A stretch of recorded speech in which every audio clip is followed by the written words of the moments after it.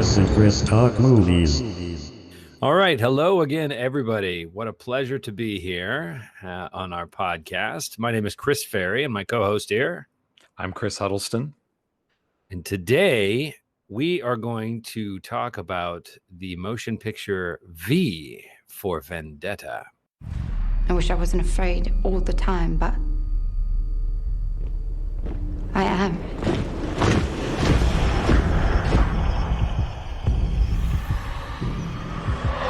People should not be afraid of their governments. Governments should be afraid of their people.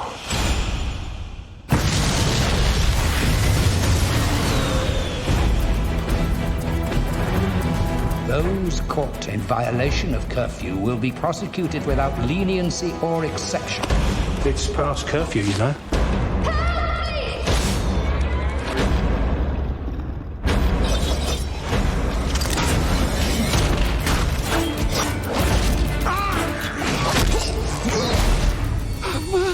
Oh, not tonight. Who are you? Gentlemen, I want this terrorist found, and I want him to understand what terror really means. We're working on several leads. Her parents were detained when she was 12. It was like those black bags erased them from the face of the earth. You have one chance. You must tell us the whereabouts of Codename V. If our own government was responsible for the deaths of 100,000 people, you really want to know? Those who are responsible will be held accountable. The time has come for you to live without fear. I'm ready. This country stands on the edge of oblivion. I want everyone to remember why they need us. Kill him. My turn.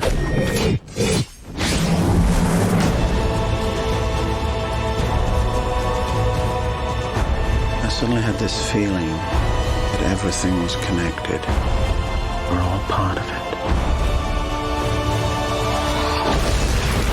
Are we ready for it? The only verdict is vengeance.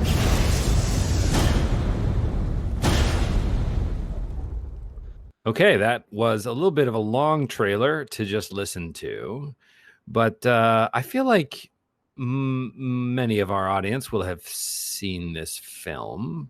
Do you want to give us a little synopsis in any case? Sure. So based on the graphic novel by Alan Moore, V for Vendetta takes place in an alternate vision of Britain in which a corrupt and abusive totalitarian government has risen to complete power. During a threatening run-in with the secret police, an unassuming young woman named Evie is rescued by a vigilante named V, a caped figure both articulate and skilled in combat. V embodies the principles of rebellion from an authoritarian state, donning a Guy Fawkes mask and leading a revolution sparked by assassination and destruction.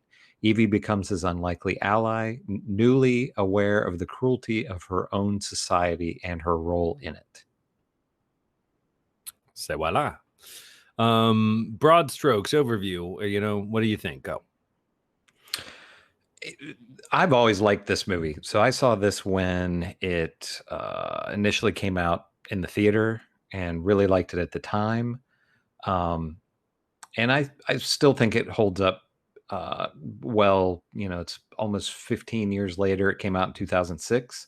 There are some little nagging things that I noticed watching it this most recent time. I've probably seen this a half a dozen times, but this most recent time there were some little things that I kind of noticed that I think can be critiqued. But overall, I think it's a good movie, and it's maybe more timely now than when it originally came out. I agree. I think I did not like it when I first saw it in the theaters, and I think that was, for me, sort of hangover from The Matrix. I think I had expectations lingering from The Matrix, which blew me away, as it did many people at the time. And I think I was expecting something like that. And while still their signature, it still very, very much feels like their movie and their style. And it has Hugo Weaving, that, so he's playing a very different character than he did as Agent Smith. But I think at the time when it came out and when I saw it, there was a big stumbling block for me that I just never thought. I'm like, people in Britain or America would never let this come to pass. Like, this just is implausible. Oh, imagine a future. I can't imagine a totalitarian future. And of course, today, it really is sort of the totalitarian playbook. And we're certainly not there yet, but it seems a lot less implausible now that we've seen our country ignore and permit so many egregious changes in the fabric of our social understanding, and it really seems a lot less plausible. I thoroughly enjoyed it this time and wasn't held up by some of that stuff that I was the first time.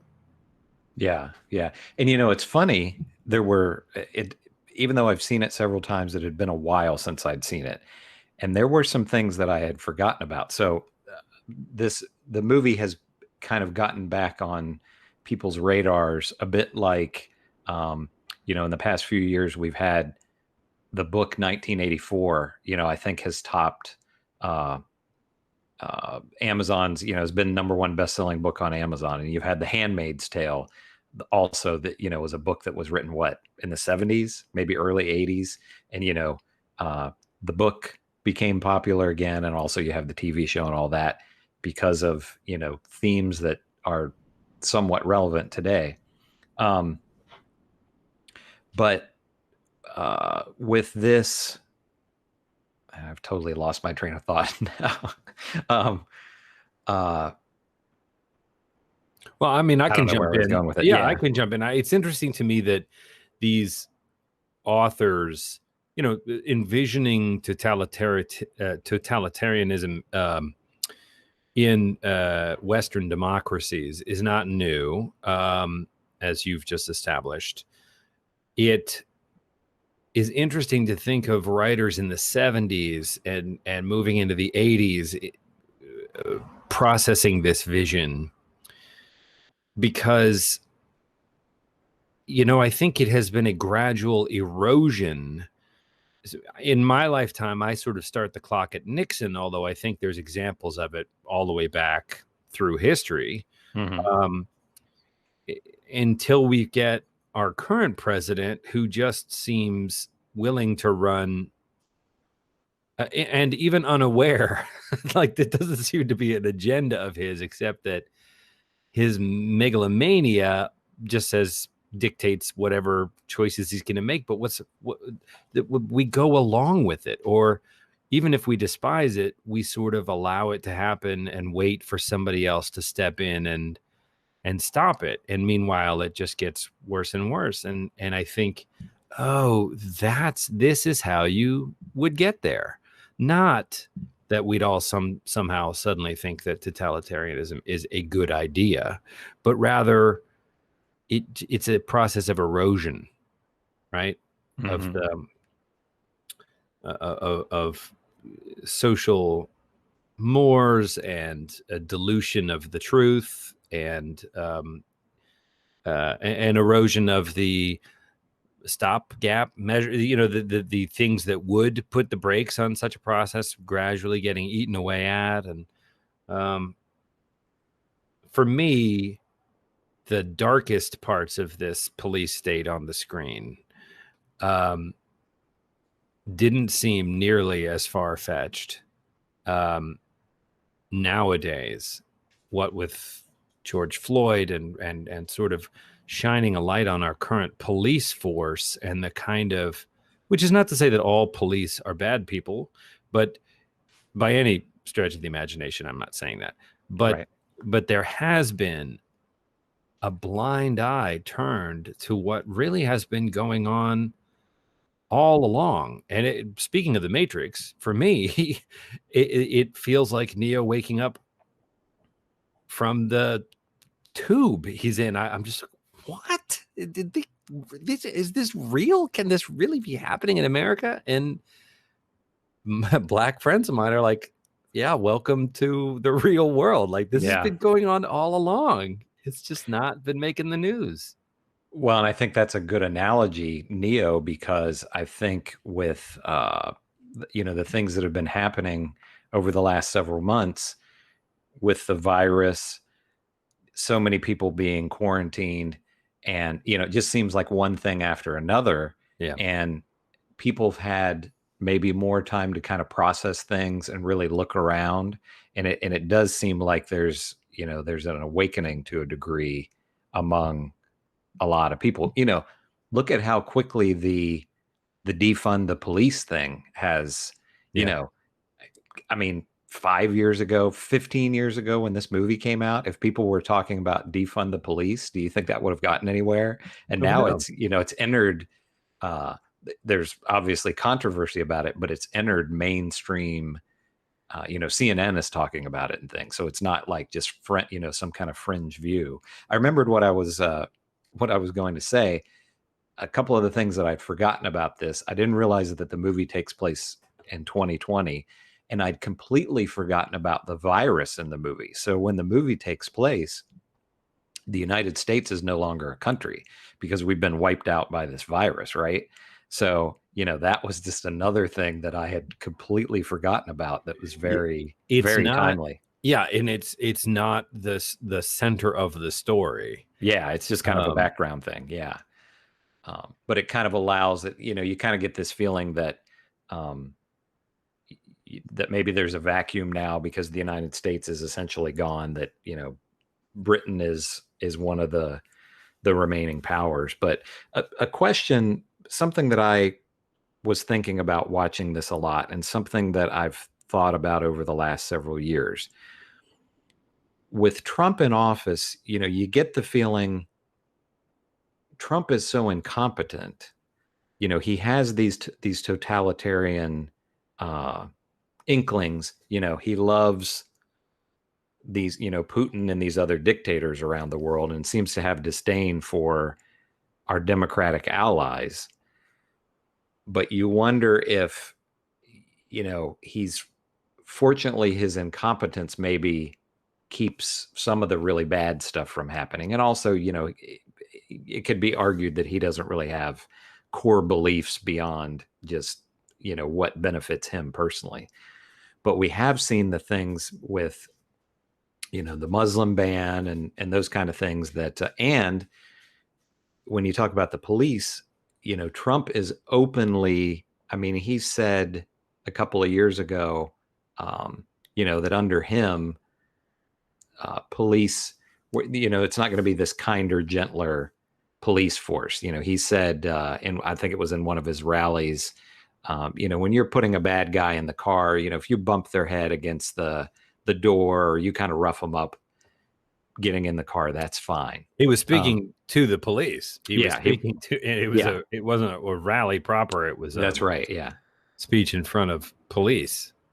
But do you think, and I have a bit of a theory about this, but I want to hear what you think, but is a true totalitarian, a Nazi Germany style government, do you think, is it possible here? We definitely have stepped more in that direction than I think either of us or many people would think was ever possible. But what do you think about that? I don't know. I think it if it's possible somewhere, it's possible anywhere. Yeah. I think what we've been seeing recently that has really frightened me is that things get out of control. I think my whole life I've felt very comfortable just assuming that smarter, better trained, more knowledgeable people than people with integrity, have been keeping us all safe. And it's a collaborative effort, but there's nothing to worry about. America is great, and and we're on the right track ultimately, although we argue about this or that. And we see with this pandemic, with economic things, with him and Putin, it's actually quite a rigorous effort. to stay ahead of threats. I mean, for better or for worse. I know with international things and with war, I'm fairly left on that kind of thing. But the pandemic's a pretty good example of just not doing anything really lets everything out of Pandora's box. You know, you identify it and you have to get on it really quickly. And that's the only way you can contain a thing like this. And when you don't do that, it just runs roughshod, you know, and people are dying. Deaths are up at like 500,000 at this point. Anyway, you know, let's bring it back to the movie, because I could talk about politics all night, and really this is a movie podcast. But I thought, you know, they leavened it with humor that I thought occasionally worked, like when V goes on his eloquent monologues while he's flashing his blades around. That felt very graphic novel to me and appropriate to the thing. But for example, when Stephen Fry goes off script and does a Benny Hill-esque, you know, comedy episode just before they kick in his door, and he seems blithely certain that nothing bad will come of it. I'm like, are you watching the same movie? Like they're going to kick in your door. Of course they kick, you know, they kick in his door. But I thought that sequence felt a little untrue to the reality. Like, he's clearly an intelligent guy. Does he really believe that he's going to get away with this kind of flagrant mockery of the supreme leader? The other thing is that, you know, most of the cast is British. Natalie Portman, who is a terrific actor, and I really enjoyed her work. Her accent bothered me a little bit. I thought it was distracting. I noticed that a little bit too. Yeah, I mean, Hugo Weaving doesn't love too, who I believe is Australian. Is that right? Right. I think so. Yeah. His accent didn't bother me because but it drifted around a little bit. You know, like early in the movie, he was doing a sort of a you know, and then later in the movie he kind of dropped that, or you know, it was just I kept taking me out of the movie because a lot of the scenes are between those two, and the acting is great, but it kept tickling my ear in an uncomfortable way. Yeah, I kept thinking watching it. I like his delivery in this movie so much. It just he just has that great voice. Yeah. And obviously, since it's, you know, you never see his face, he's always behind the mask. And so it's completely dependent on his voice. And I wonder with somebody else in the role, if it would work as well. And I also wonder if this were, like you said, it's an American production. You know, the Wachowskis, they wrote it and produced it, but they did not direct it. So the director was James McTeague, who had worked with them on The Matrix. He was like a second unit director on those movies, and I think he worked on the Star Wars prequels and things like that. But it's a British film from a cast standpoint.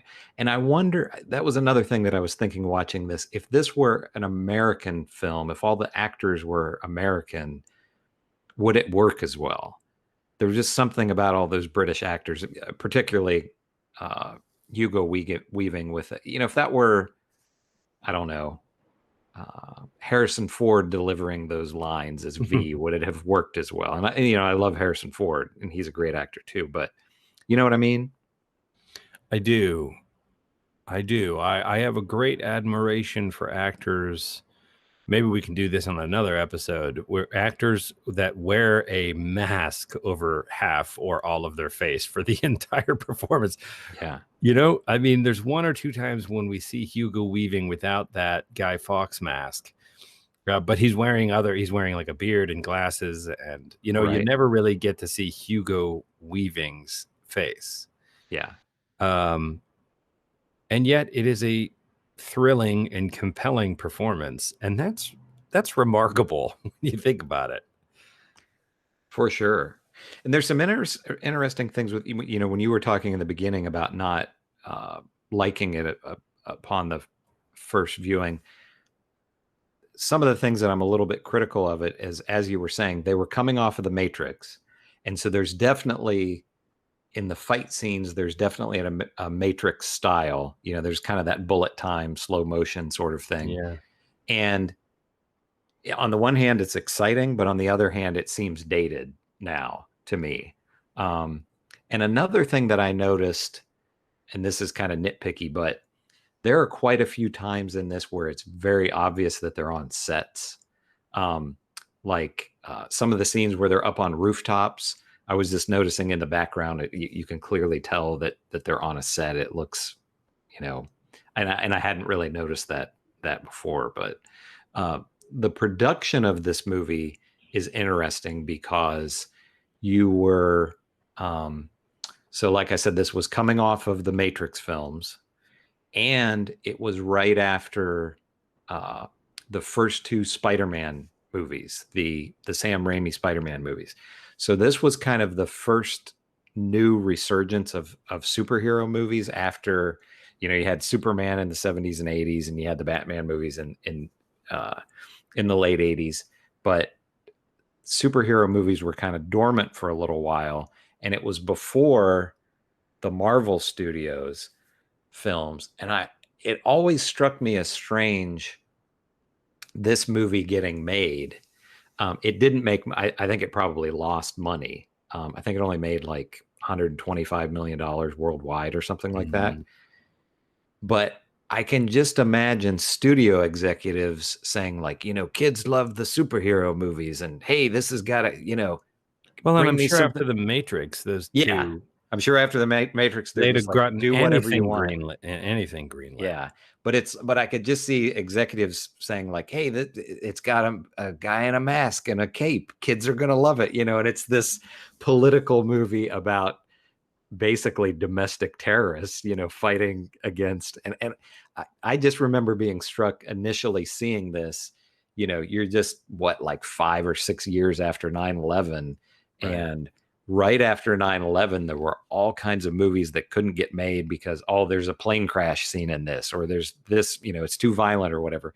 And here you have a movie that ends, spoiler alert, with, you know, they blow up the Parliament building. You know, I always just thought that was a little bit, I'm sure they thought, oh, this is going to be this massive hit because it's a superhero movie and it's the Wachowskis and all that. And, you know, I don't think it's grown in stature since then. It has like an 8.2 rating with over a million ratings on IMDb, you know, which that's a high rating. But I just always thought that was a little interesting that, you know, this probably got made just because it was a comic book and it was the people who made the Matrix involved with it.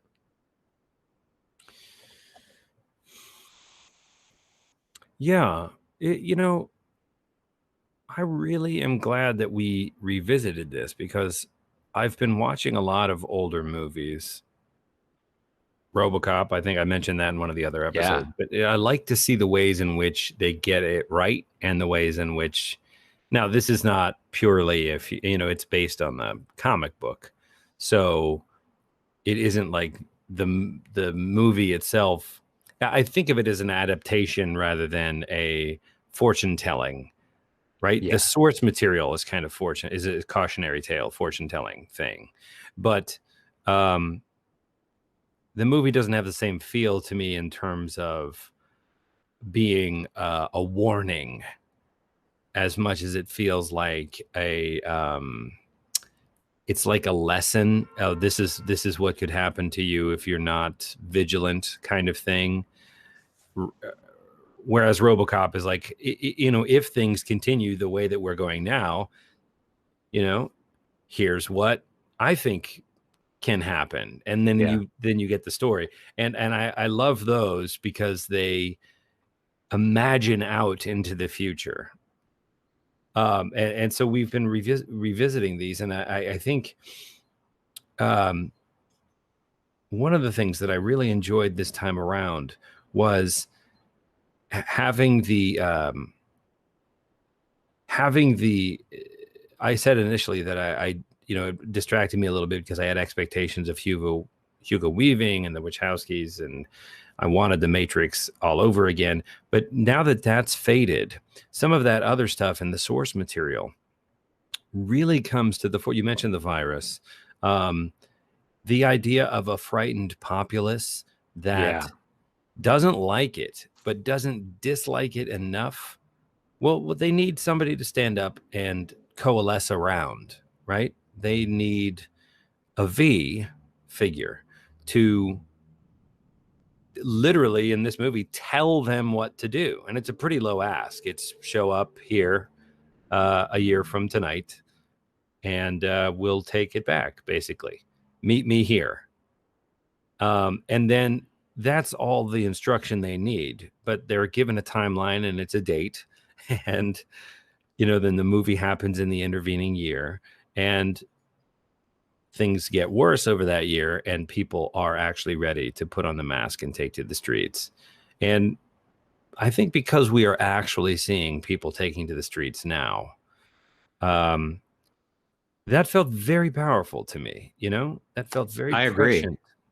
And I think that I have to say, I haven't read the original graphic novel, but it may have been a response specifically to British politics at the time, but it still was a very specific, it wasn't a totalitarianism. It was still a democracy. So it was positing a possible future. And I think that it has been proven correct. We're not quite there yet, but the fact that it feels totally plausible counts. Yeah. And I read the book. It's been a long time, and there's a lot that they change in the movie. And Alan Moore, famously, he hates this movie. He hates all the adaptations of his Watchmen and From Hell and League of Extraordinary Gentlemen, all these adaptations, and asks for his name to not be, associated with the films. But one thing that struck me this time, and you touched on it, and I don't think I don't remember noticing it as much in previous viewings, is, and I know this is in the book, and it also is pretty clear in the movie, the narrative is blaming the citizens as much as they're blaming the government. Yeah. Basically, in that you put these people in place. And that also is a good commentary for exactly what's happening now, because, our current president got into power. It wasn't a coup. He didn't overthrow anybody. The people voted him in, and there were enough people who said, let's try something different. Let's try this guy, or people didn't vote or whatever. And so we as citizens are to blame to a degree for what's happening right now. And that's very much what the movie is saying as well. And it's saying you have the power to change this, which I think that's a good analogy with what's happening in the film. Exactly like you said. I think in America, we're so complacent that we have to be pushed really far to do anything. And I think that's what's happened over the last 6 months or so. You had the police brutality, George Floyd. And I think a lot of people, after the protests and the police were doing more brutality, a lot of people who were probably very pro-police looked at that and said, that's not, this is a problem. And maybe we should do something about that. And I think that's an interesting point that the movie is making, that the power is within the citizens. You don't have to go this direction. Which I don't think I really picked up that as much in the past. Yes. That video, that George Floyd video, have you watched it? Yeah, I have. It's difficult. It's difficult to see the cop doing that to him. It's difficult to see the other policemen not intervening, right? Sort of standing guard while it happens. And it's difficult to see the people filming it. And I'm not assigning blame on the bystanders, but there's a bunch of people standing around and watching it happen. And in the meantime, this guy is murdered. Yeah. You know, and it's a snuff film. And you just think, this cannot stand. I mean, it's incredibly, it's horrifying. And then you're absolutely right. You know, people were enraged and horrified at this latest, most flagrant instance of police brutality, and they took to the streets and they were brutalized by the police on many, many, many separate occasions. I mean, the news has been full of these stories of people basically just peacefully. Sure, they're angry. Maybe they're yelling things, but they're not carrying weapons. I mean, there were instances of looting, but that's not to say that every protest was a violent looting spree, right? Right. And yet the picture seemed to emerge that the police were treating every protest as though it was a violent mob. Yeah. And that's just simply not the case. And you think, wow, something's deeply, deeply wrong with the system. It's not just a couple of bad apples. This is systemic here. So I think one of the things that probably woke up, middle America was the video of the police in Buffalo shoving down the 75-year-old man where, it cracks his head open. And, it's hard for people to argue that, that guy's by himself surrounded by 40 or 50 cops in riot gear. And that was one of the things that it should have been George Floyd should have been enough. But I think you had a lot of just average white people who are very comfortable who saw something like that and thought, wow, and you just kept seeing videos like that over and over and over again, where it just seemed like they were overstepping their bounds. And, but, and what the movie says, and also I think what Moore was trying to say with the original graphic novel is that we're not at a point where this can't be reversed. Right. Right. I mean, I think I thought of the term police brutality as somewhat, I don't know that I had a specific picture of it in my mind. It always felt vague in a way. And these images and footage we've seen have made it so clear. It is brutality.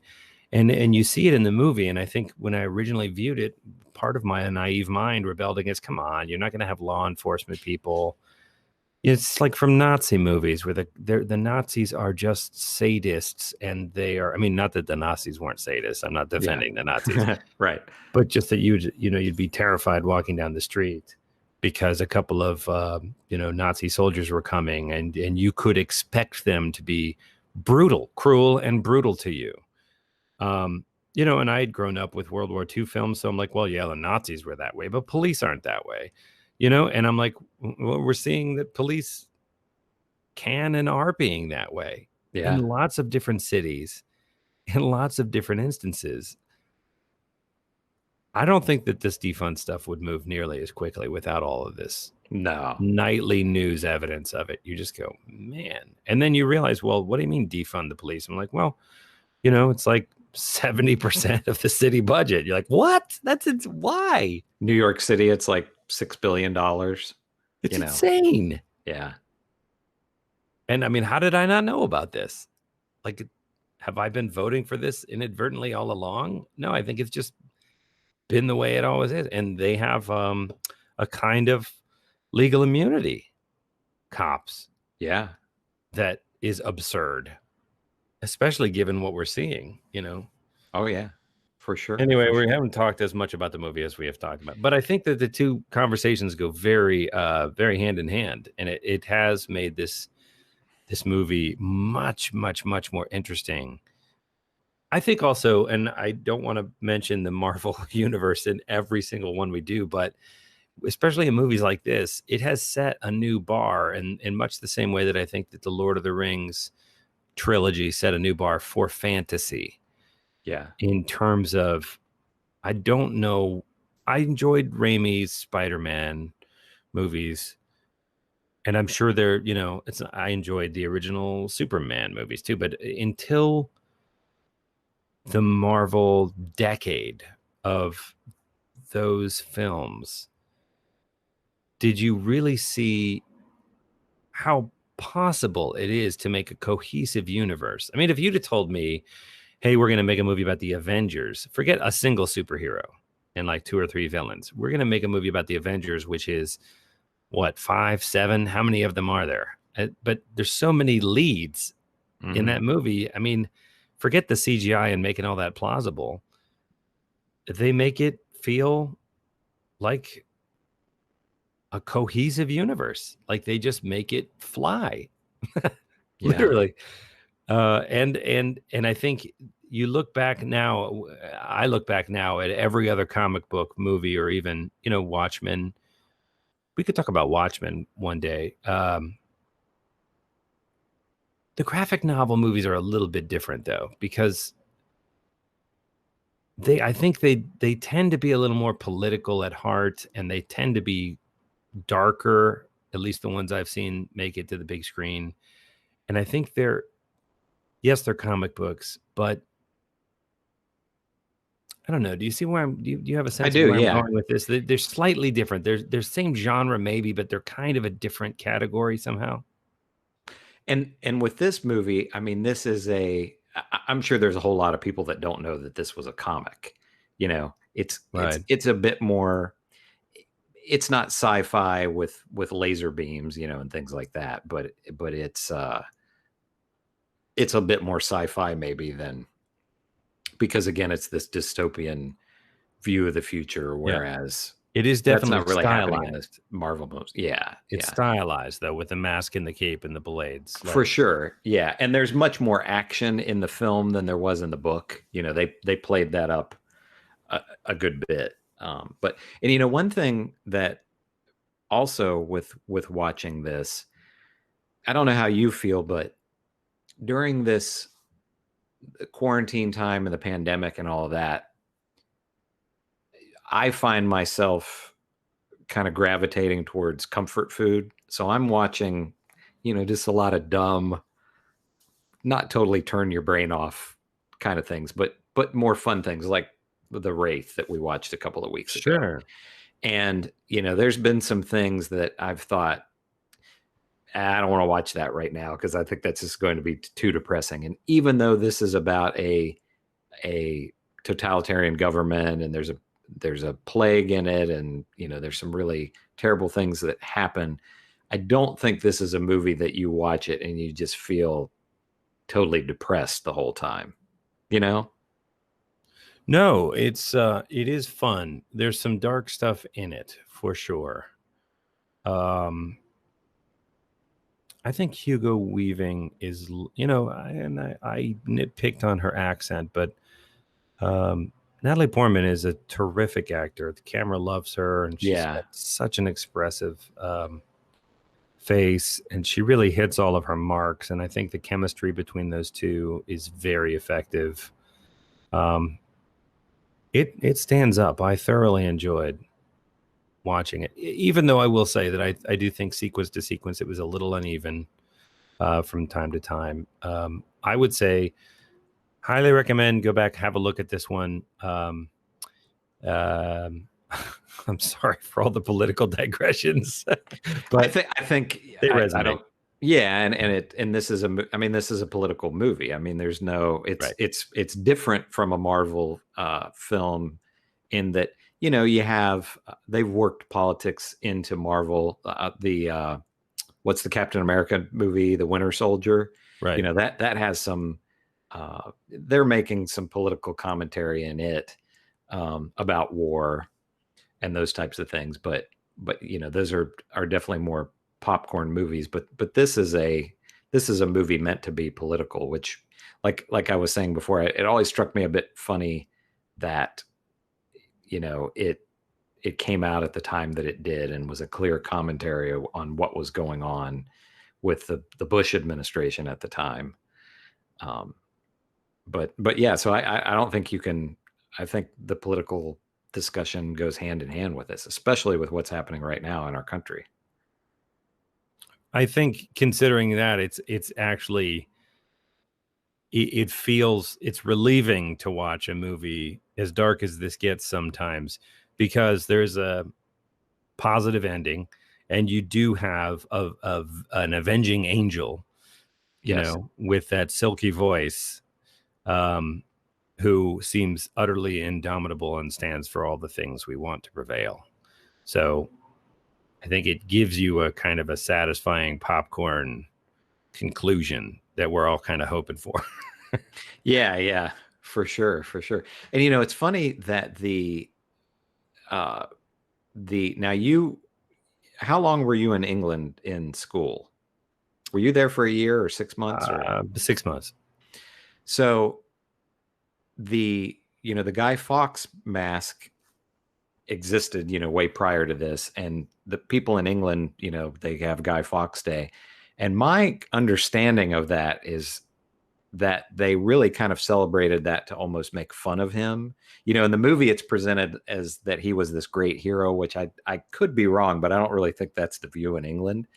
But after this movie came out, the mask took on a life of its own, basically, and it has become especially back during the Occupy Wall Street time, but it's continued on since then, has become this symbol of protest, basically, which is an interesting, almost beyond the movie itself.